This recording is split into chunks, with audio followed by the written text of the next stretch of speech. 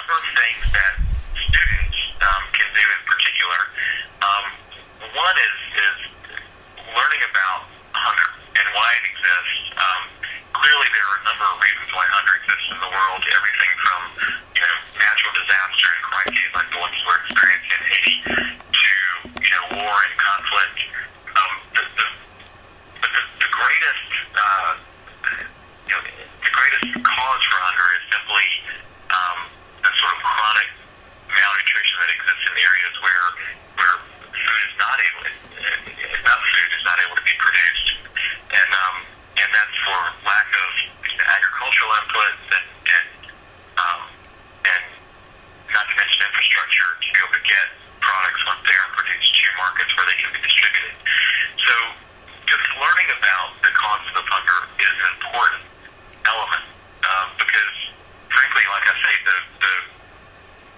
there is enough food. We produce enough food in the world to feed everybody.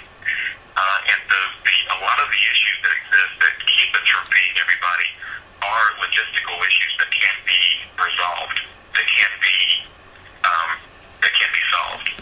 And so we found that once people begin to understand why hunger exists and what can be done about it, that they feel much more empowered.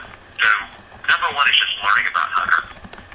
The other is taking action, both from an advocacy level, which you can do through partnering with wonderful organizations like Bread for the World, for example, which does a lot of advocacy at the governmental level, to actually getting involved in supporting organizations like Stop Hunger Now and others that are working to provide and distribute meals where they can be used. I mentioned earlier that one of the best strategies for addressing hunger is in supporting school feeding programs. When you create a school feeding program, that is providing just one hot meal a day to a child who's in school in a developing country. You not only feed and nourish the kids who are already in school, but you also provide a huge incentive for parents of kids who aren't in school to send them.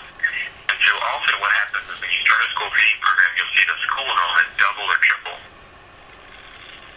And as school enrollment increases, you see obviously increases in literacy rates and in vocational training opportunities. And by doing that, you begin to break the cycle of poverty that often keeps people in suffering from hunger. So the biggest impacts, and there are certainly other impacts of supporting school feeding programs.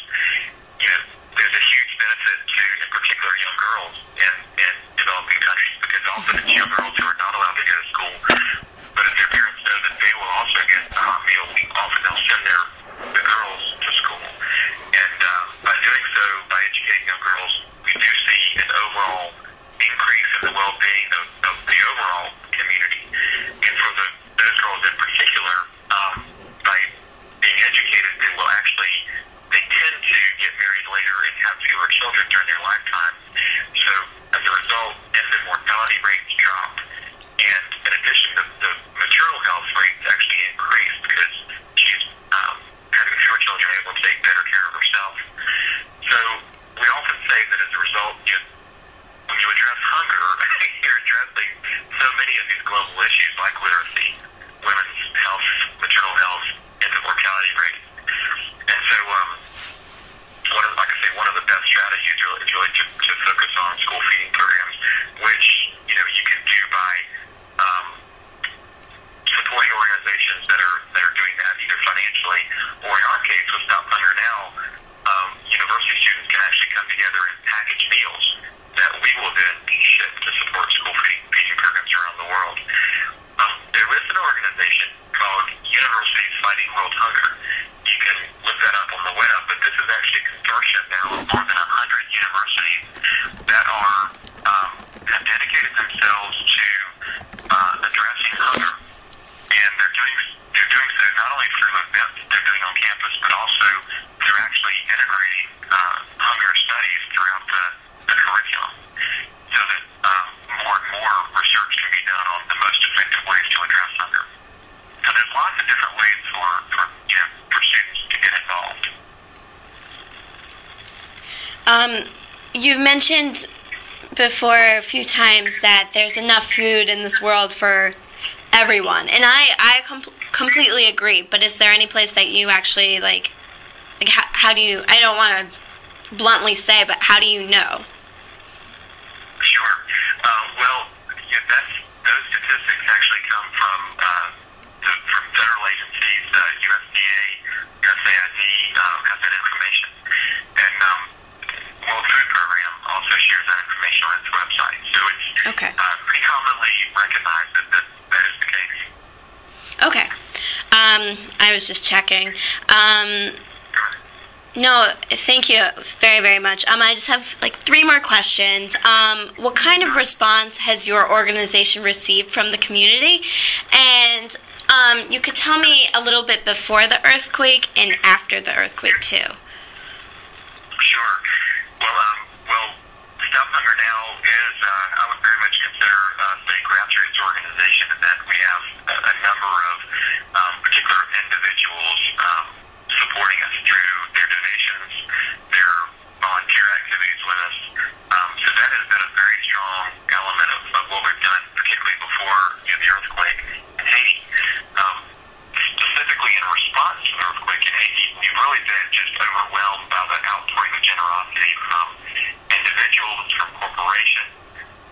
People have individually donated funds to our website. We're partnering with various corporations who have provided funding, but also have provided in-kind aid to us. We've received more than 200 tons of in-kind donations that include large donations of water, donations of food, medical supplies, and we have been able to get that on the water and it's being distributed in Haiti. We've also had just a huge number of volunteers express interest in packaging meals through our meal packaging program, and that has been really remarkable. We had projected to package roughly 500,000 meals in January alone across the various organizations, and we will more than triple that without a doubt with new packaging events that have been added to our calendar. And we've got approximately 2 million meals that we expect to package between now, the end of January, and the end of March. And that number is just increasing every day as more and more groups volunteer to package. So we've really been moved by the generosity and the compassion that people have expressed through their monetary donations to us and through the donation of their time through packaging meals.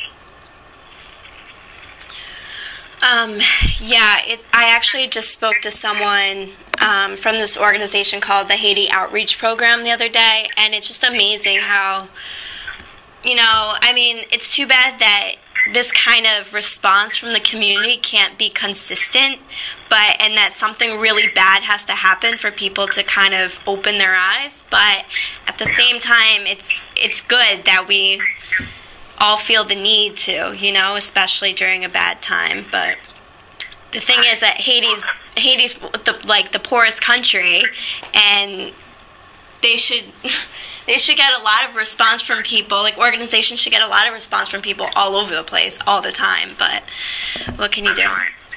And the truth is, there are a lot of really great organizations, working in Haiti and that are making a difference. And those are not just U.S.-based or organizations or groups from outside the country, but the groups actually working in country that are really doing a lot to improve the lives of people here.